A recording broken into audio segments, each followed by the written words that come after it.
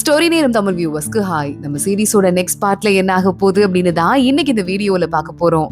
சோங்கு cocoa ரெண்டு பேருமே assistant திரும்பி வர வரைய கேம் விளையாடலாம் அப்படின்னு விளையாடிட்டு இருக்காங்க. அப்போ கோகோ கேக்குறா, கேம்ல நான் சீட் பண்ணா மட்டும் அவ்வளவு கடுப்பாகுற, ஆனா நீ தான் மாஸ்டர் ரைட்டர்ங்கிற விஷயத்தை என்கிட்ட சொல்லாமலே மறைச்சிருக்க. அன்னைக்கு நான் சிரிச்சப்ப கூட நீ தான் சொல்லிட்டு நிரூபிச்சியா, எவ்வளவு பெரிய ஃப்ராடி நீ அப்படின்னு அவன் கிட்ட சண்டைக்கு போக ஆரம்பிக்கிறா. அந்த புக்ஸ உன தவிர வேற யார் படிக்கிறா, இந்த விஷயத்தை என்ன வெளியே சொல்லிக்கிட்டு அப்படின்னு சோங்கு சொல்லிட்டு இருக்கான். ஓ அதனாலதானா, புக்ஸ வேற யாரும் படிக்கலங்கிற அவமானத்தாலதான் சார் மறைச்சிங்களாக்கும். அதெல்லாம் உன்னை அவமானப்படுறதுக்கு ஒரு மேட்ரே கிடையாது, உன் புக்கு சூப்பரா தான் இருக்கு அப்படின்னு கோகோ சொல்லிட்டு இருக்கும் போதே அசிஸ்டன்ட் அங்க உள்ள வந்துடுறான். நீங்க கவலைப்படாதீங்க, அந்த பையன் ஜியா இருக்கான்ல, அவனும் என்ன மாதிரியே ஒரு நரிதான் அப்படிங்கறதால நான் அவனை ஈஸியா ஹேண்டில் பண்ணிட்டேன்னு சொல்ல கோகோ பாக்குறா. என்னது நீ மனுஷன் கிடையாதா, நீ ஒரு ஆத்மாவா, நிறைய ஆத்மாவா அப்படின்னு. ஏன் நான் என்ன உனக்கு அவ்வளவு மட்டமா தெரியறேனா அப்படின்னு சொல்லிட்டு அசிஸ்டன்ட் சண்டைக்கு வந்துடுறான். யாரா அப்படி சொன்னா, எனக்கு ஒண்ணு பிடிச்சிருக்குன்னு தானே சொன்னேன், உன் மேல நான் கோவமே படலையே, எனக்கு அந்த மாதிரி எல்லாம் வந்துட்டு யாராவது புது பாதையை தேர்ந்தெடுத்தாங்கன்னா அவங்கள ரொம்ப பிடிக்கும் அப்படின்னு கோகோ சொல்லிட்டு இருக்கா. அப்படியா சொல்ற, தப்பா பேசிதான் சாரி, என்னை ஏத்துக்கிட்டதுக்கு தேங்க்ஸ் அப்படின்னு சொல்லிட்டு அசிஸ்டன்ட் அங்க இருந்து கிளம்பிடுறான். இவனுக்கு என்னாச்சு, ஏன் ஒரு மாதிரி டல்லா இருக்கான் அப்படின்னு சொல்லிட்டு கோகோ சோங்கு கிட்ட கேட்க ஆரம்பிக்கிறா. தனியா வந்து உட்காந்துட்டு நம்ம அசிஸ்டன்ட் யோசிக்க ஆரம்பிக்கிறான். பல வருஷத்துக்கு முன்னாடி நம்ம அசிஸ்டன்ட் ஜியா ரெண்டு பேரும் தான் காட்டுக்குள்ள ஒன்னா சுத்திட்டு இருந்திருக்காங்க. திடீர்னு கொஞ்சம் கொஞ்சமா ஜியாக்கு பவர் அதிகமாயிட்டே இருந்திருக்கு. ரெண்டு பேரும் நரியில இருந்து மனுஷ உருவத்துக்கு மாறினதுக்கு அப்புறமா அப்போ உடனே நம்ம அசிஸ்டன்ட் இருக்கான்ல ஜியா கிட்ட, எப்படிடா உனக்கு எவ்வளவு பவர் வருது அப்படின்னு கேட்க, இவங்க எல்லாம் அனிமல்ஸ் தானே. இந்த ஜியா என்ன பண்றான், அப்பப்போ போய் ரகசியமா நிறைய பொண்ணுங்களை பார்த்து அந்த பொண்ணுங்க கூட ரொமான்ஸ் எல்லாம் பண்ணி அவங்க பவர் எல்லாம் இவன் உடம்புக்குள்ள எடுத்து வந்துட்டு இருக்கான். இதான் என்னோட ரகசியம், ஒரு தடவை நான் உன்னையும் கூட்டு போறேன் அப்படின்னு சொல்லிட்டு ஜியா சொல்லிட்டு இருக்கான். ஆனா நம்ம அசிஸ்டன்ட் கொஞ்சம் நல்ல பையன், என்னதான் அவனும் ஒரு அனிமல் பிரிவை சேர்ந்தவனா இருந்தா கூட ரொம்ப மனசாட்சி எல்லாம் இருக்கு. சோ அவனுக்கு அதெல்லாம் பிடிக்காம தனியா ஒரு நாள் நின்னுட்டு இருக்கும் போது அப்பதான் சொங்கு வந்து காட்டுக்குள்ள பிராக்டிஸ் பண்றத பாக்குறான்.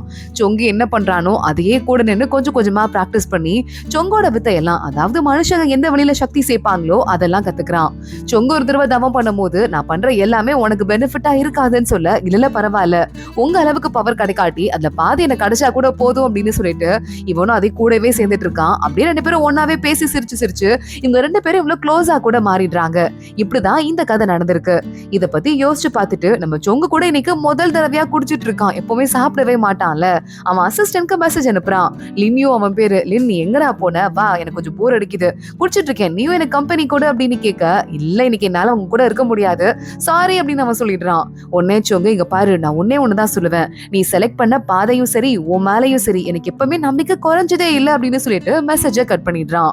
அப்போ கோகோ வரா, குடிக்குன்னா என்னைய கூப்பிட வேண்டியதானே, எனக்கு பயங்கரமா போர் அடிக்குது, நீயே என்னைக்காவது தான் சாப்பிடுவ, நீ என்ன கூப்பிட்டுருக்கலாம்ல அப்படின்னு சொல்லிட்டு அவ கம்பெனி கொடுத்துட்டு இருக்கா.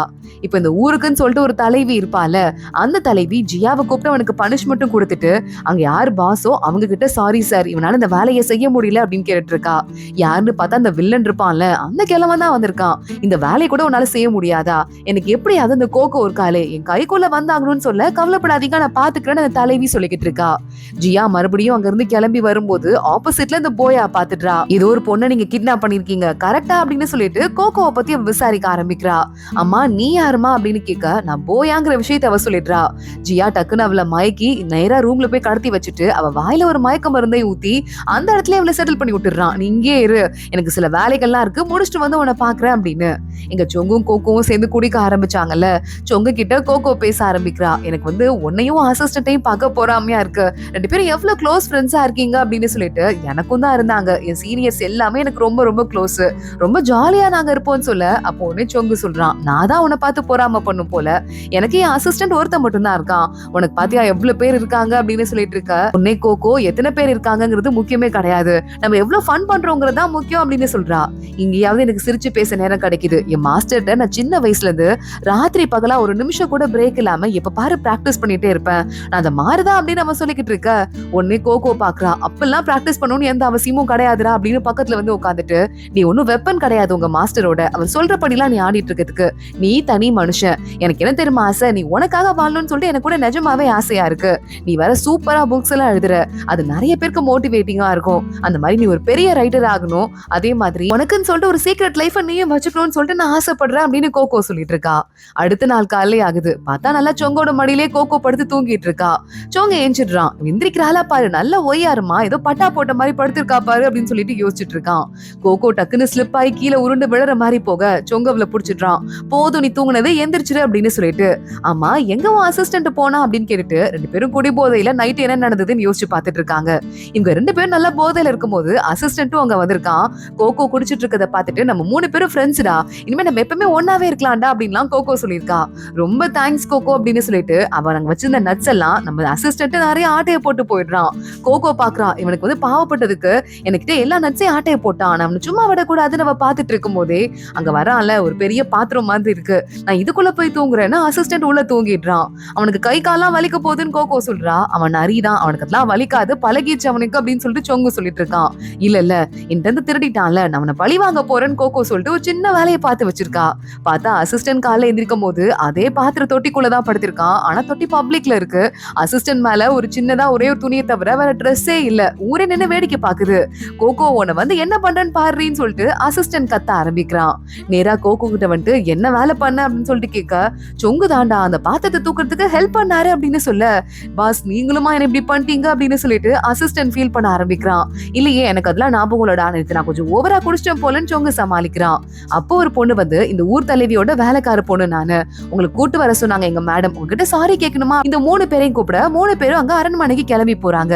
சாரி ஜியா பண்ண தப்பால நாங்களே அசிங்கப்பட்டுட்டோம், எங்க ஊருக்கு வந்து உங்களுக்கு எப்படி ஆயிருக்க கூடாது, அதனாலதான் உங்களுக்கு ஒரு ட்ரீட் ஏற்பாடு பண்ணிருக்கோம் அப்படின்னு டான்ஸ் பெர்ஃபார்மன்ஸ் எல்லாம் நடக்குது. சொங்க அமைதியா பாத்துட்டு இருக்கான். கண்டிப்பா அதுல ஏதோ பிளான் இருக்கு அப்படின்னு சொல்லிட்டு டான்ஸ் பெர்ஃபார்மன்ஸ் நடக்கும் போதே ஏதோ ஒரு மியூசிக் வாசிக்கிறாங்க. அதை பார்த்தோன்னே எல்லாருமே ஒரு மாதிரி மயங்கிடுறாங்க. ஏதோ வசியம் பண்ற மாதிரி ஒரு மியூசிக் அது. அதை கேட்டுட்டு நம்ம சொங்கு கோகோ அசிஸ்டன்ட்னு 3 பேருமே அங்க மயங்கி போட தலைவி பாத்துட்டு இருக்கும் போதே அந்த வில்லன் ஆளுங்க உள்ள வந்துடுறான்.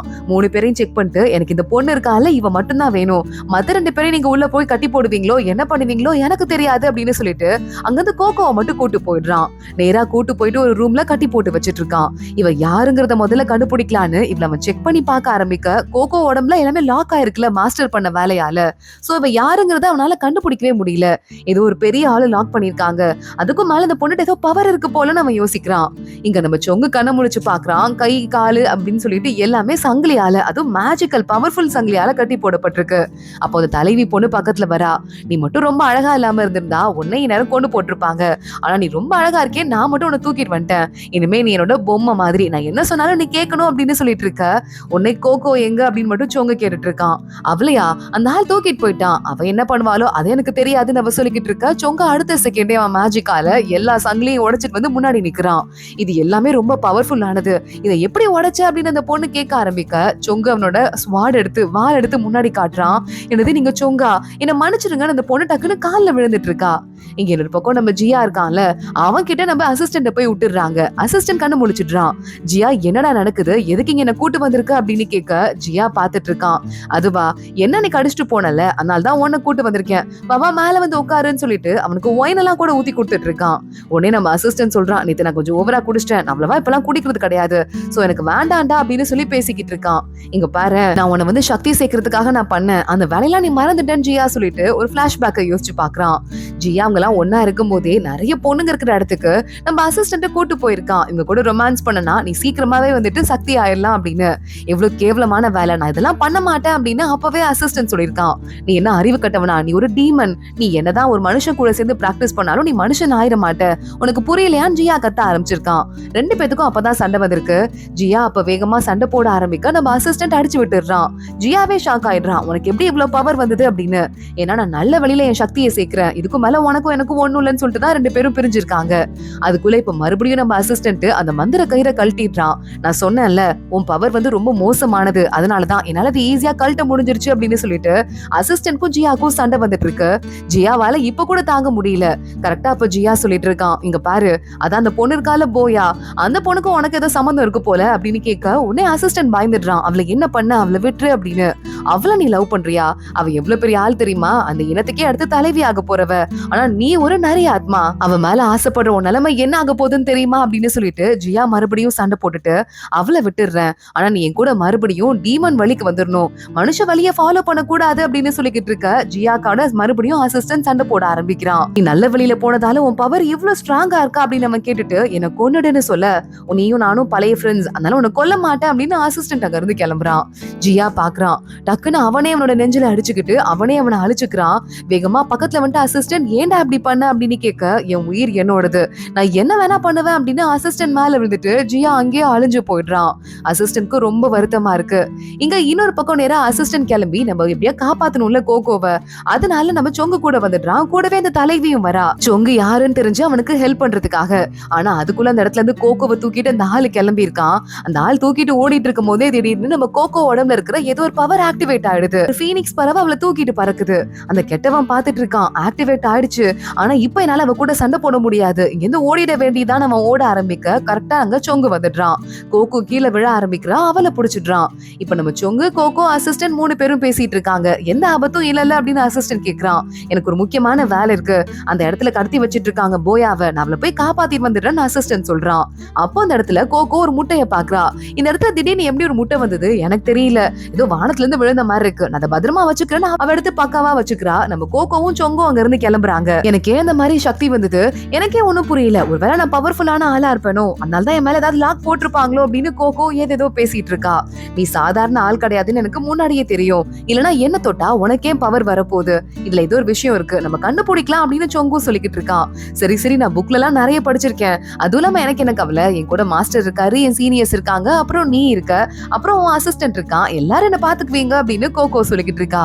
இங்க போயா ஒரு வழியா மயக்கத்துல இருந்து எந்திரிச்சிட்றா. கையில இருக்கிறத மேஜிக்காலே கட்ட கழட்டிடுறா. வெளியே போய் பார்த்தா அவ்வளவு பொண்ணுங்க இருக்காங்க. இந்த பொண்ணுங்களெல்லாம் கடத்தி வச்சுட்டு ஜியா இருக்கான்ல, அவங்க ஸ்கின் எல்லாம் எடுத்து அவன் அதை யூஸ் பண்ணிக்குவானா, அவன் ஸ்கின் அசிங்கமா இருக்கு அப்படிங்கறதால கரெக்டா கதவை திறந்து காப்பாத்தலாம் அப்படின்னு இப்பன்னு பார்த்து அசிஸ்டன்ட் வேற வந்துடுறான்.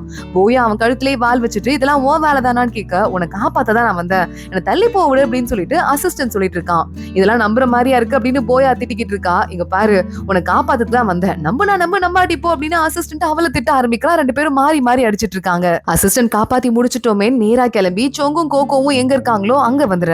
அசிஸ்டன்ட் ஸ்லோகமா இருக்கதை பார்த்துட்டு கோகோ ஏதோ ஐடியா போட்டுட்டு இருக்கா, இவனை எப்படியாவது சிரிக்க வைக்கணுமேனு.